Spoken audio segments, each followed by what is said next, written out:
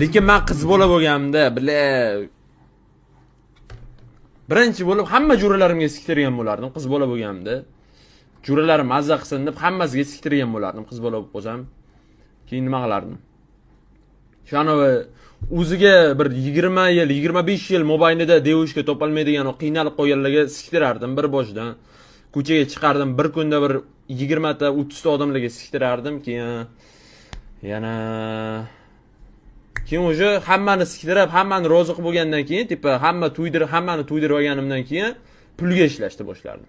Bu ham bir biznesda, tushunyapsizlar, bu marketing deyiladi. Hammaga anov qilasizlar, ta'mini bilish uchun, tatib ko'rish uchun berasizlar, keyin ularga yoqib qoladi.